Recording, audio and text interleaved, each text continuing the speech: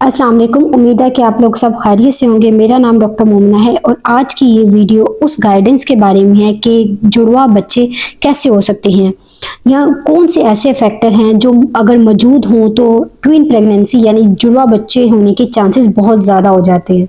Mostly couple बार बार ये question करते हैं कि हमें कुछ ऐसी मेडिसिन बता दें जिससे ट्विन प्रेगनेंसी यानी जुड़वा बच्चे हो सकते हैं। आज की इस वीडियो में मैं आपको ये बताऊंगी कि ऐसे कौन से फैक्टर हैं जिनका ट्विन प्रेगनेंसी से बहुत ज़्यादा रिलेशन होता है, यानी कि अगर वो आपकी बॉडी में मौजूद हों तो ट्विन प्रेगनेंसी होने के चांसेस बहुत ज़्यादा होते हैं। लेकिन अगर आपकी बॉडी में कोई भी फैक्टर मौजूद नहीं है तो नेचुरली क्या होता है, हर 200 में से एक प्रेगनेंसी, ये नेचुरली होता है, उसमें 200 में से एक प्रेगनेंसी में जुड़वा बच्चे होने के चांसेस होते हैं। मतलब हर 200 में से एक प्रेगनेंसी ऐसी होती है जिसमें मोस्टली जो ट्विन प्रेगनेंसी होती है और ये